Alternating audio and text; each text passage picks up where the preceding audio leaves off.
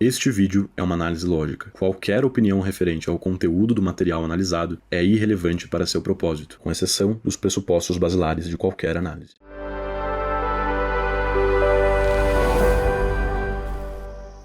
Esse corte que a gente vai analisar então é do Gabriel Egg, do canal Neantropia. Ele se chama Seres Humanos Não Devem Comer Salada. Vou dar uma breve introdução para vocês do que é o Neantropia, de quem é o Gabriel Egg, tá? Porque eu acompanho um pouco o conteúdo dele, então tenho uma noção. E basicamente é o seguinte, o Gabriel Egg, ele defende uma visão que ele chama de neantrópica, de que basicamente os hábitos modernos trouxeram diversos problemas e trazem diversos problemas para o homem moderno, desde câncer e doenças crônicas do tipo, até, sei lá, cárie e problemas mais básicos. Tudo isso surge por conta dos hábitos modernos. E segundo ele, então, a nossa forma de viver mais natural, mais ancestral, segundo os nossos antepassados viviam, ela seria uma forma mais saudável de se viver, que garantiria maior longevidade e maior qualidade de vida. Então ele defende diversos hábitos que, segundo a ciência moderna, não seriam funcionais, por exemplo, a questão de beber leite cru, a questão de comer muita gordura animal, seriam coisas que, segundo a ciência contemporânea, eu acredito, né, elas dizem que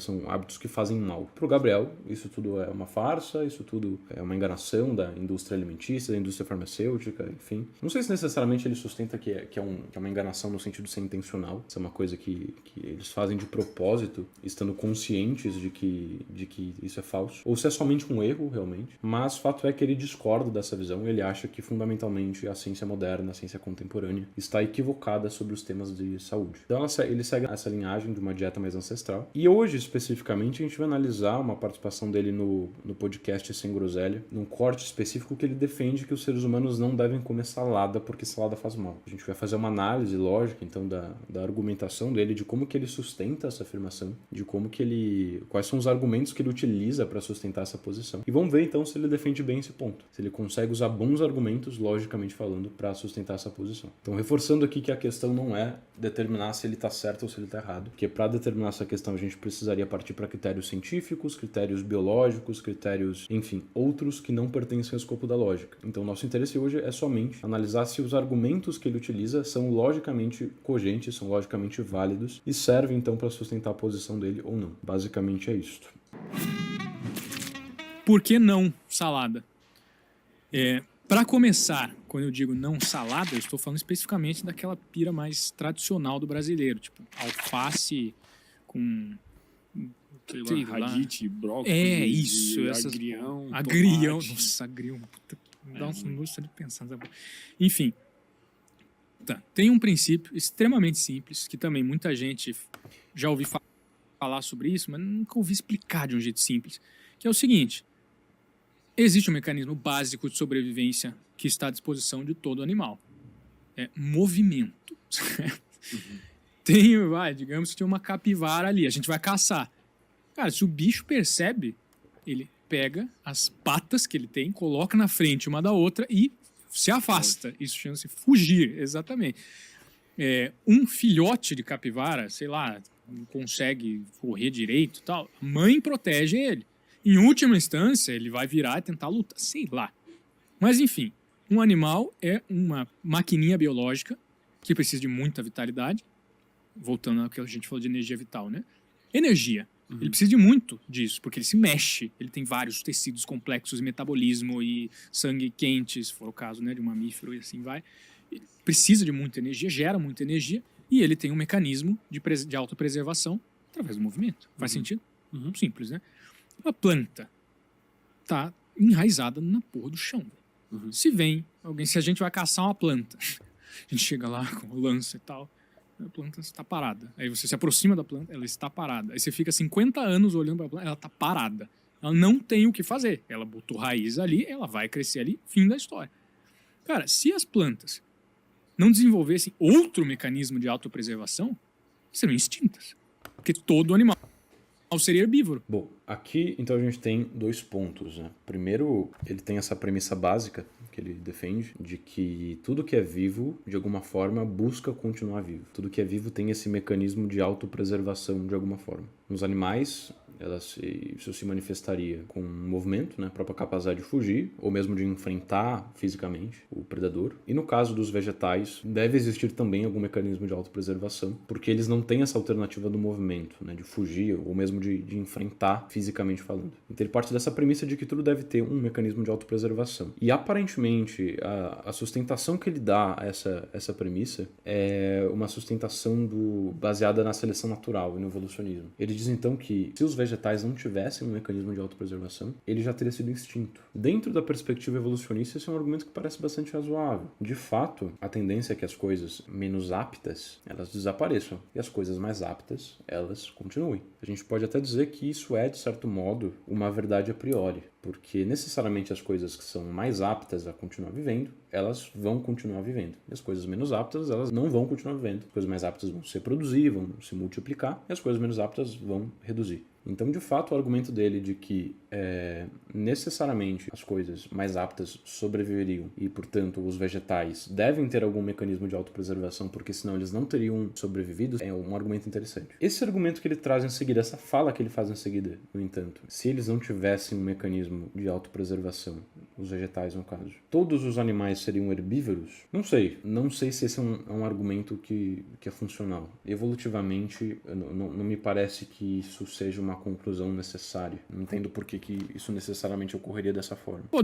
Todo mundo come planta, porque essa porra não tem nenhuma desvantagem em comer planta, tem uma puta desvantagem. Até porque essa fala parece um pouco problemática, porque não é porque as plantas, não é porque elas são acessíveis a todos os animais, que elas vão ter os nutrientes necessários para todos os animais. Talvez o argumento dele poderia ir por um lado no sentido de que, na hipótese desses vegetais não terem nenhum mecanismo de autopreservação, então todos os animais eles se adaptariam evolutivamente para comer apenas plantas, porque as plantas seriam mais fáceis de serem adquiridas, né? Isso já seria uma resposta melhor. Mas não me parece que necessariamente todos os animais seriam apenas herbívoros, seriam animais que comem apenas plantas, porque, bom, a seleção natural ela não implica nisso necessariamente, né? A seleção natural ela apenas diz que as coisas mais aptas tendem a sobreviver. Então, talvez nós teríamos mais herbívoros do que nós temos hoje em dia, se as plantas não tivessem nenhum mecanismo de autopreservação, mas não necessariamente que nós só teríamos herbívoros. Porque, por exemplo, para o homem é extremamente fácil matar animais, certo? Sei lá, pescar ou matar vacas, enfim, é extremamente fácil fazer isso. Mesmo que seja mais fácil pegar plantas, é também muito fácil você matar animais. Então, não enxergo porque necessariamente nós precisaríamos nos tornar herbívoros, porque necessariamente nós optaríamos pelo caminho mais fácil. Isso não me parece ser uma consequência necessária da posição evolucionista. Desvantagem comer carne. Você tem que conseguir, certo? Carnívoro come quando quer. Carnívoro come quando dá. Herbívoro come quando quer.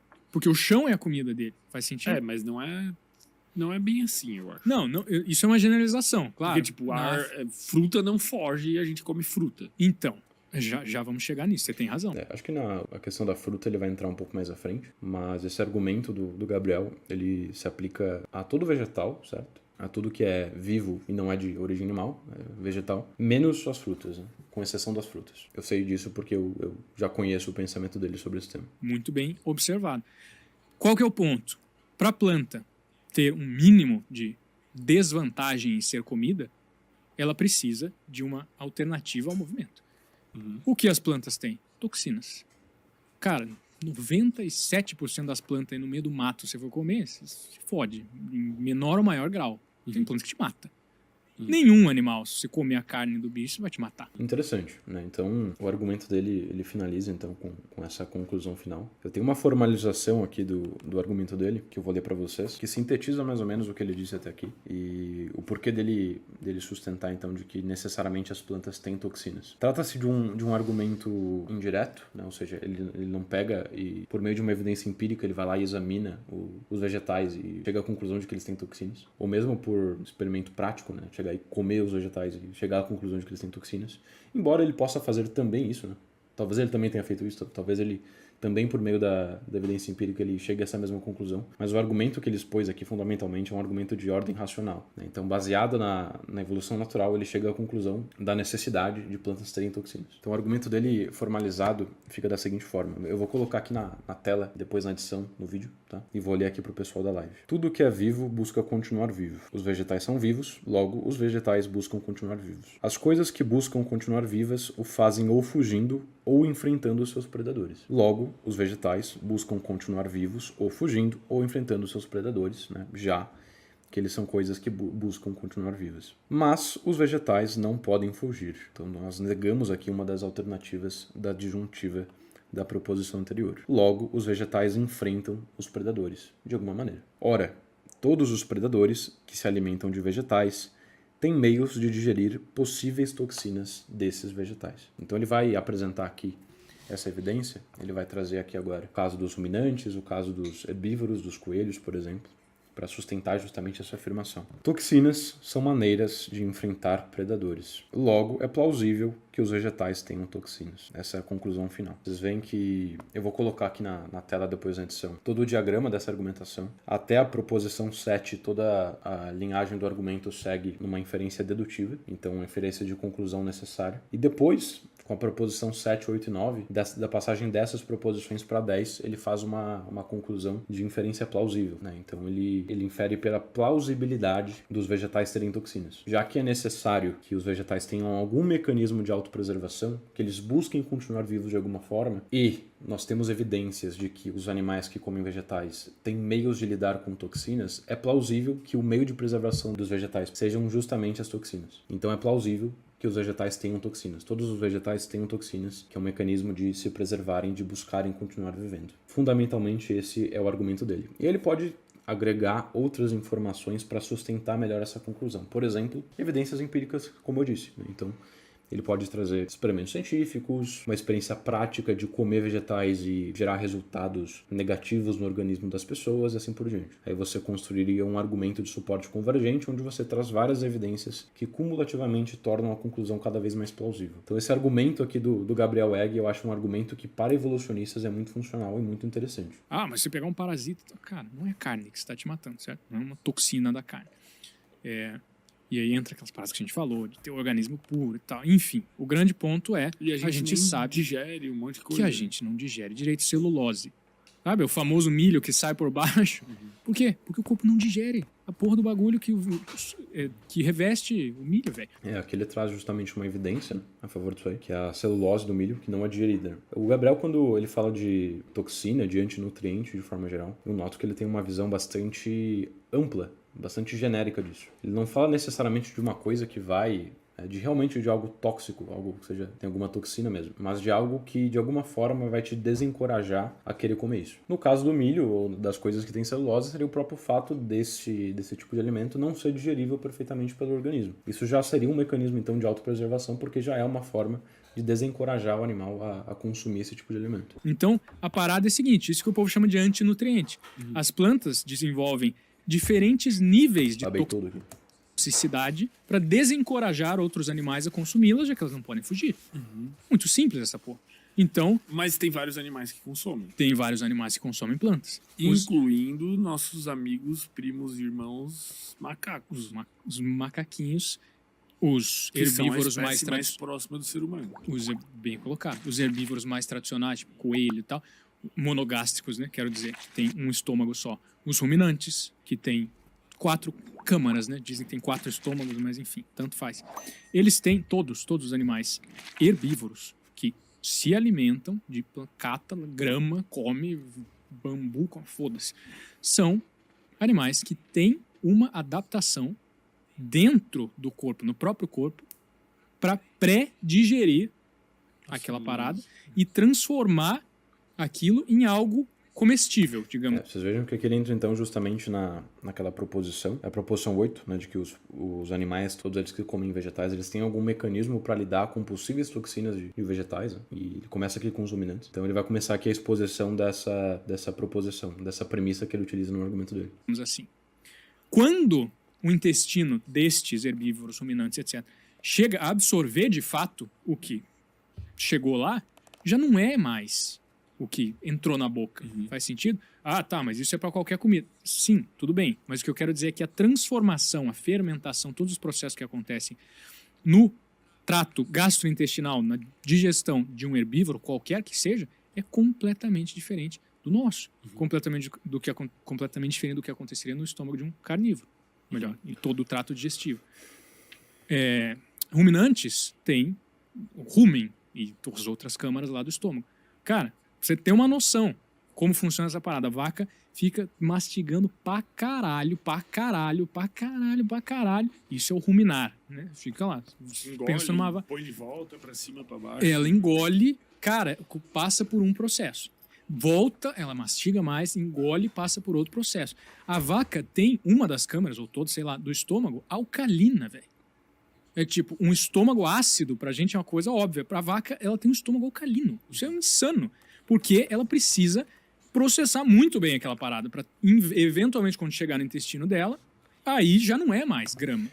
Embora que eu diga que o argumento dele me parece bastante funcionar, bastante razoável, ele é realmente uma boa forma de você mostrar como indiretamente é muito razoável você crer que vegetais, dentro do pensamento evolutivo, vão ter necessariamente toxinas. No entanto, pela própria natureza da questão, eu acho que existem formas muito mais diretas e muito mais funcionais de você analisar e chegar a uma conclusão segura sobre isso. Que é você fazer uma análise direta mesmo dos vegetais e saber apontar, na prática, se eles têm mesmo alguma toxina ou não. Ou seja, em vez de você tentar demonstrar, né, quase que metafisicamente, que há uma necessidade de que os vegetais tenham toxinas, é muito mais fácil você pegar o vegetal e ver realmente se eles têm alguma toxina. Se você tem a evidência empírica ali de forma facilmente acessível para você usar, é muito mais fácil você usar ela do que você construir argumentos complexos para sustentar essa posição. Muito embora eu acho que essa explicação toda que ele dá é bastante razoável. Um outro ponto aqui é que nós teríamos que analisar, ok, ele traz o exemplo dos coelhos e dos ruminantes, que são ótimos exemplos, que realmente contribuem favoravelmente muito à sua tese, mas talvez caberia averiguar se não há nenhuma espécie de contra-exemplo, ou seja, se não existe nenhum animal realmente que se alimenta de vegetais e que não tenha nenhum mecanismo de digerir essas toxinas, de lidar com essas toxinas de alguma forma. Por exemplo, o anfitrião ele fala dos macacos. Eu não sei realmente se os macacos eles têm alguma forma de lidar com essas toxinas ou não. E o Gabriel ele não aborda o caso dos macacos nesse corte. Então, por argumento dele ficar mais sólido,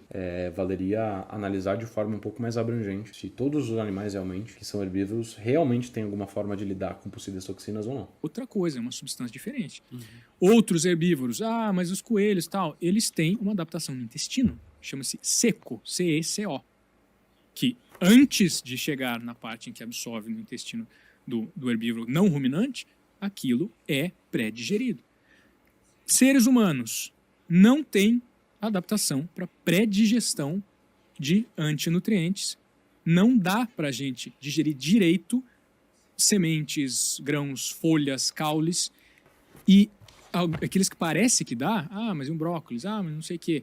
Cara, de pequenas maneiras, vão acumulando toxinas no nosso organismo, porque a gente também foi selecionando ao longo do tempo e tal. É diferente de você comer uma folha de... Acho que a necessidade mesmo de trazer esse fundamento empírico mais seguro dá justamente pela base de evidências contrárias que a ciência moderna parece ter com relação a essa tese, né? Talvez não necessariamente base de evidências, mas num argumento bem ad populum mesmo, em termos de popularidade. É uma coisa muito comum você ouvir de nutricionistas que vegetais fazem bem, certo? Que alface faz bem, que, sei lá, couve faz bem. E ele aqui argumenta de forma completamente contrária a isso. Então, é mesmo uma questão dele tentar deixar mais convincente ainda, mais cogente a sua posição, uma argumentação ainda mais sólida para sustentar essas afirmações. Porque realmente, e ele está muito consciente disso, Gabriel, ele não está lidando com gente pequena, né? Ele não está enfrentando poucas pessoas sem poder e pessoas que não têm voz. Ele está enfrentando basicamente todo o mundo científico contemporâneo, porque, enfim, é muito raro alguém que pense dessa forma hoje em dia. Então, de toda forma como ele puder deixar mais cogente, a argumentação dele é bom, é importante. E ele fala muito também da questão de você conservar uma intuitividade, de você conservar os instintos humanos básicos com relação a essas questões e você conseguir decidir essas questões por meio dos instintos. E de fato, isso pode ser verdadeiro, isso pode ser correto, mas Ainda que isso seja verdade, que você possa educar os seus instintos, ele, como alguém que está tentando trazer as pessoas para esse lado, se ele pode buscar fortalecer os seus argumentos, não vejo por que não fazer isso. Realmente é uma coisa que eu aconselharia o Gabriel a fazer, é fortalecer um pouco mais essa posição com esse tipo de evidência, com esse tipo de premissa que eu disse que poderia fortalecer a posição dele. Unha de gato, e você, numa trepadeira, de lá e você comeu um brócolis contemporâneo. Mas o brócolis contemporâneo já é totalmente diferente do brócolis tradicional. Então, Eu mesmo como de vez em quando. esses malucos lá é zero saladinha. Então, não. Porque, Aqui, porra... a diferença que ele fala do brócolis contemporâneo com brócolis tradicional, eu não sei se ele tá falando da questão de modificação genética ou algo do tipo, mas não sei também se ele tá dizendo que o brócolis contemporâneo você pode comer de qualquer jeito, enfim, que não vai trazer problemas, realmente não sei. Mas enfim, vamos dar continuidade. Você me falou tudo isso. A parada é a seguinte, e aqui entra o ponto que separa a neantropia, você entender como o nosso corpo funciona de fato para poder atingir o seu máximo potencial em todas as camadas, de você entrar num clubismo carnívoro. Tá. Carnívoro, sim, toda salada é ruim. Eu odiar salada. Cara, não é assim que essa porra funciona. Esses caras comiam vegetais. Tá, mano, mas o que você tá falando? Você deu todo esse contexto. Eles tinham um mecanismo de pré-digestão não no próprio corpo, mas fora. Nós, como seres humanos, temos uma coisa chamada... Fogo. Também. Fogo também é uma pré-digestão, né? Também, mas a gente tem um cérebro, pô. Então, mesmo que o nosso corpo não seja adaptado para uma determinada função, a gente consegue usar as mãos, as ferramentas e tal. A ideia é de que a gente evoluiu, então, por meio da seleção natural, não para ter um organismo que consiga lidar com as toxinas das plantas, mas por ter um intelecto, uma inteligência que é capaz de construir formas artificiais de lidar com essas toxinas e fazer o que ele chama de pré-digestão ou de bioprocessamento fora do corpo para você conseguir abater essas toxinas. Para cozinhar. seguir aquela mesma função. Então, o fogo é uma delas. A cocção, né, o cozinhar, ou preparar, ou assar, enfim, os alimentos é uma delas. A demolhagem, você deixar na água, é uma delas, especialmente para sementes. Né? A fermentação, que é isso aqui que aconteceu com este leite, inclusive não precisava, porque era um produto animal. Mas se for uma folha, por exemplo, se for um caule, se for uma semente, é essencial, em alguns casos, que eu fermente para que aquilo se torne comestível. Vou dar um exemplo. Já comeu feijão preto que não ficou de molho? Já, peidorreira. Por que você come feijão preto que não fica de molho e fica peidando? Porque o seu corpo não está digerindo aquele bagulho direito. Ele está se fudendo e aquilo está fermentando dentro do teu estômago e está gerando gás. Uhum. É assim, fermentação gera gás. Ele traz mais É assim que funciona essa parada. mais um exemplo, né? Ele trouxe o exemplo do milho, agora o exemplo do feijão. Interessante, já começa a enriquecer um pouco mais o argumento dele com casos concretos. Quando você deixa o feijão de molho, bem demolhadinho, por 48, se é o feijão preto, 48, se é outro, enfim. Tem todo um processo que a gente faz para pré-digerir, igual os herbívoros fazem. Só que fora do corpo, ao invés de dentro. Uhum. Então, o que esses caras faziam? Exatamente isso. Eles comiam nozes, sementes, grãos, essas legumes, né? Todas essas categorias de semente que a gente tem. Mas nunca direto, nunca cru. A gente come sempre demolhado, sempre fermentado, sempre preparado. Eles comiam raízes, mas nunca cru. Eles cozinhavam. Uhum. Eles às vezes fermentavam também e tal. Existe uma escala, eu chamo isso de bioprocessamento. Você processar de uma forma natural, biológica, um alimento. Tem uma escala de potência. Partes da planta, ou plantas que são menos venenosas, menos tóxicas, digamos assim, precisam de menos processamento. Às vezes, você só cozinhar resolve. Uma batata, uma raiz tuberosa, que tem bastante amidos. Não é muito carregado de toxina. Mas tenta comer uma batata crua inteira pra você ver como é que você fica. Então, né, tem, mas não é de boa. Então, às vezes, você cozinha, tá resolvido. Você assa, tá resolvido. Agora, tem coisa que não dá. Se você for comer muita folha, muito caule, cara, tem muito antinutriente. Alguns tem pra caralho. Couve. Você fala agrião. Mas aí, tipo, então essas folhas ali não tem solução. Então, essas folhas, aí você precisa da parada mais forte, do bioprocessamento mais forte de todos, fermentação. Quando você fermenta, você está literalmente... Mas como é que fermenta um alface, velho? Você coloca em salmoura. Você pega a folha. Já viu chucrute? Ou já ouviu falar? Já ouvi falar. Chucrute é repolho picado, que fica na salmoura. Salmoura é água com sal. No ambiente, de novo, fermentação é uma podridão controlada. Se eu largo um alface em cima da mesa, vai apodrecer, vou comer, vou ter problema. Agora, se eu pego um alface e coloco dentro da água com sal, não tem problema. Ele é como se ele estivesse sendo digerido de maneira controlada, né? Ele é digerido por bactérias boas. Princípios básicos da fermentação. Ambiente anaeróbico, ou seja, não tem ar, água. Ambiente salino, ou seja, taca sal. Ambiente ácido, se quiser, as fermentações tradicionais eram feitas às vezes com colônias que iniciavam, catalisavam a fermentação. Eu posso colocar um pouco desse leite fermentado lá para ser mais rápido. Ele acidifica, ele já traz uma colônia de bactérias boas ali para parar. E aí eu deixo aquilo lá um tempo. E aquilo, primeiro, preserva. Coisa que para aqueles caras era importante pra caralho, porque eles não tinham geladeira. Então eu preservo o negócio. Eu tenho uma colheita agora, né, na sazonalidade que o negócio nasce. Daqui, nem todos eles comiam vegetais, né? Mas os que comiam. E daqui a 3 meses não vai mais ter. No inverno não vai mais ter. Então seria bom se eu pudesse guardar. Muito louco. Bom, é isso. Eu acho que a posição do Gabriel é uma posição bastante razoável, tá? Pra quem acredita no evolucionismo, acho que faz todo sentido você acreditar que toda forma de vida tem algum mecanismo de autopreservação, de alguma forma. Parece mesmo uma necessidade que isso ocorra. Existem algumas dificuldades nessa questão, tá? Que acho que vale a pena explorar melhor também. Por exemplo, se todo animal come planta tiver um mecanismo para lidar com o mecanismo de autopreservação da planta, esse mecanismo de autopreservação da planta também não funciona muito. Então também você não teria razoabilidade evolutiva para as plantas continuarem existindo. Então talvez esse mecanismo próprio dos animais ele não seja 100% funcional e tenha casos onde animais, por exemplo, acabem se dando mal e comendo, sei lá, plantas venenosas e morram e assim por diante. Então, necessariamente, né, nessa posição evolucionista, parece que também é um corolário que o mecanismo dos animais para lidarem com esses vegetais não seja 100% funcional. Senão os vegetais também teriam sido extintos da mesma forma como seriam caso não tivessem nenhum mecanismo de autopreservação. A consequência seria exatamente a mesma da posição anterior. Então existe um equilíbrio aí. E isso é um problema com uma visão do Gabriel, que ele não expôs nesse podcast, mas que eu sei que ele tem porque eu consumi muito conteúdo desse cara, com relação a um pensamento dele de que, de certa forma, a natureza ela é perfeita. E se você seguir uma dieta ancestral, você não vai ter nenhum problema. Porque a biologia, a nossa genética, ela foi feita para funcionar perfeitamente. Isso não me parece muito correto, não me parece muito coerente. Porque se você seguir a cadeia alimentar, do ângulo macro, tudo funciona perfeitamente, mas do ângulo individual não, né? Porque, sei lá, o coelho ele é predado por um outro animal, então o coelho se ferra, certo? O coelho ele morre. A coisa dá certo no todo, no funcionamento da natureza, mas pro coelho não dá certo. O coelho que foi morto pelo tigre não funcionou. Então essa visão quase ideológica, né? Quase que como uma imanentização do escato da natureza como uma coisa ideal, como um paraíso terrestre, também não me parece muito correto e nem muito de acordo com a evolução natural. Realmente, tal perfeição natural não parece decorrer da evolução natural. Outra coisa também que a gente poderia explorar, principalmente para quem é cristão, como o Gabriel, tá? O Gabriel ele é cristão, ele crê em Cristo,